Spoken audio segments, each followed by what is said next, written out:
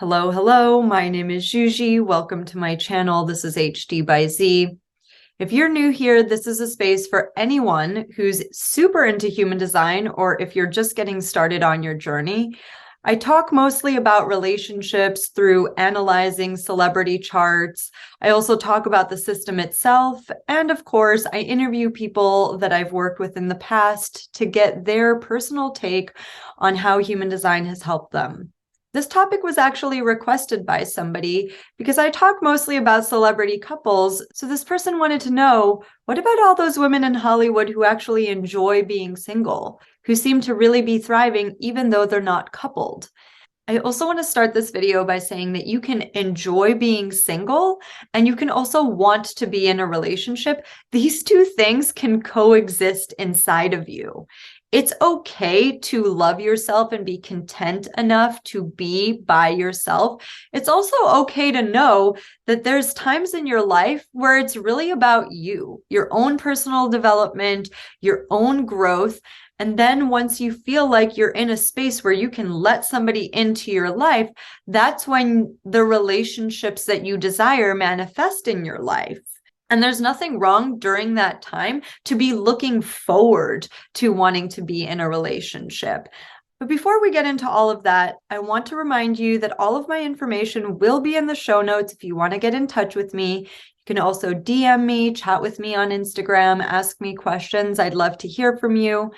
And of course, I'll be dropping the link to my online community, the Be Hive, in the show notes as well. This is a great month to join. We have amazing guests coming on to talk about human design, plant medicine, all sorts of things.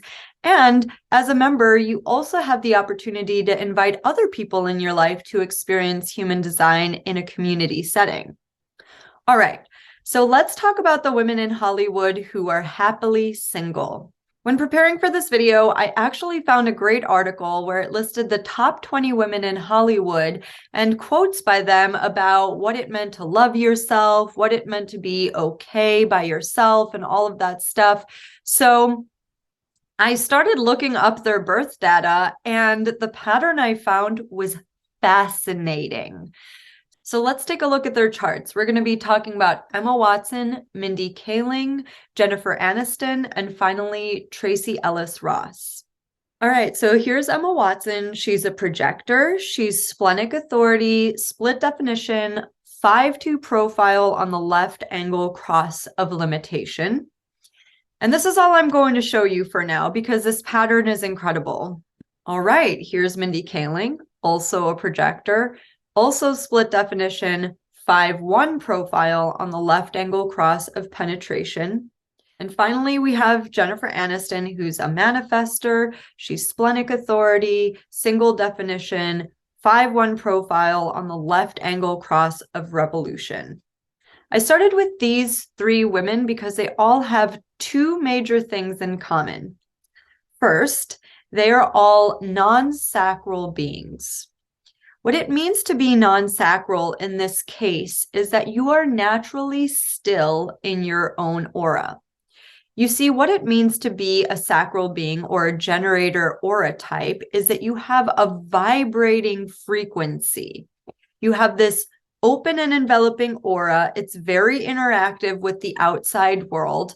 But if you don't have that sacral definition, then you don't have that buzz. You don't have that life force energy that the generator type has. So what it means to be naturally still in your own aura is that you don't necessarily need anyone else there. Especially when it comes to Jennifer Aniston, who is not only a manifester with a closed and repelling aura, but she's also single definition. This is a very independent chart. Even though she was famously married to Brad Pitt, in the video I made about her, I actually asserted that one of the reasons they probably broke up is because she is so independent, and perhaps Brad needed a little bit more than what she was willing to give. Not only that, but she has 3 channels in her chart, which are all individual channels. And people who have individual chemistry in their chart, they simply don't see this tribal need to mate and procreate the way that other people do. That's just a fact. As a projector, Mindy does have tribal chemistry, the 4037 channel, which is all about making bargains. And potentially she's just never met anybody that she could make the type of bargain with that she was comfortable with.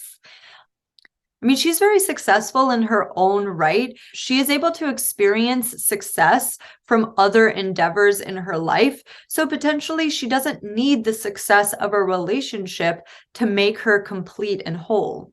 Emma Watson is arguably one of the most beautiful women in Hollywood. She is incredibly successful, starting with the Harry Potter franchise. She's just a household name at this point, and she is famously single and has been for a long time. Now, the thing that I found so interesting about all three of these women is not only were they non-sacral, but they were all fifth line profiles. The fifth line profile is the heretic. This is the profile that gets projected on as the hero and the savior.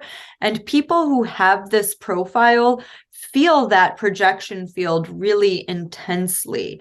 They are very aware that people are constantly projecting onto them, right? So what happens when you're a fifth line in the limelight in Hollywood and you're used to people telling you who you are all the time? Well, either you believe them or you start to develop a very thick skin and a really short fuse when it comes to being controlled by others. So potentially all three of these fifth line women are really guarded when it comes to these relationships because they've experienced that projection field and they don't want that inside of their relationships. They want to be seen for who they are. So if either one of these women is somebody you'd like to be in a relationship with, that's the secret. Allow them to be themselves. Don't project anything onto them and see what happens. Also, potentially, one of the things that they don't enjoy is the projection field that they should be in a relationship. And heretics are here to go their own way. They're here to influence strangers, which again is why I say so many people in Hollywood have these fifth line profiles because we're projecting on to them, but it's through a screen. It's very different when it comes to interpersonal relationships. So this profile is very independent, and the fact that other people are telling them that they should want to be in these partnerships is probably the reason why they aren't. Now, there's one more person on this list that I wanted to take a look at, Tracee Ellis Ross, because she was specifically the person that the request came about to see what it is about her that makes her so comfortable in her own skin and so good at being single. All right, so this is Tracee. She's a generator. She has sacral authority, single definition, 6'2" on the left angle cross of alignment. As you can see, she does have this sacral definition. It is her authority. So she has this built-in mechanism. She is also splenic, so she has a certain amount of security within her chart. Single definition people are very self-contained, like we saw with Jennifer Aniston, and she is a 6'2" profile. Well, I say all the time that human design is about pattern recognition, and so I showed you the pattern with the three women, Emma, Mindy, and Jen. So why is Tracee this outlier, and what makes her so good at being single? I already mentioned that she's single definition, which we have to understand is so different than being split. When you feel whole within yourself, it's a whole other ball game. That's just not a dilemma that you have in your life. And you treat relationships, any kind of relationships, very differently. With Tracee, I want to talk mostly about the fact that she is a sixth line. What does it mean to be a sixth line? Well, what it means is that you have a very distinct three-part life cycle. The first Saturn cycle is called your trial and error phase. When you act out being a third line, the trial and error, the bonds made and broken, the mistakes that you make, then you climb onto the roof from 30 to 50. And that's when you make sense of everything that happened in the first 30 years of your life. Now, Tracee has already made sense of the first 30 years because she is now what we call in her Chiron, when you come off the roof and you blossom into the role model that you were meant to be. I talked about this a lot when I was talking about J-Lo and Ben Affleck, because J-Lo is also a 6th line, and she talked a lot in her documentary about how she finally feels like she knows who she is, that 50 was really this denotation date where she entered into what she is calling the greatest part of her life. And Tracee entered into her Chiron in May of 2022, this year. So as a role model, she wasn't really here to even know herself fully. And so I don't blame her for not wanting to settle down when she already had probably a lot of experiences with bonds made and broken in her first 30 years. And she probably wants to get it right the second go around. I also want to mention that role models are all about the future, and the nature of bonding is simply changing in these times. It is very different than what it used to be, which was mostly a contract between two people. Marriage was much more of a business decision than it was anything else. And so now we get to reinvent, with the help of role models, which I am, we get to reinvent what we see relationships as. And that is why human design is here, right? It's for the role models to be able to have a system to show you how to connect to other people. And that is why potentially there is no marriage contract for Tracee. She's not into it like other people would potentially expect her to be, because role models are here to be completely unique human beings. Now, this doesn't mean that role models don't like the idea of relationships and commitment and marriage.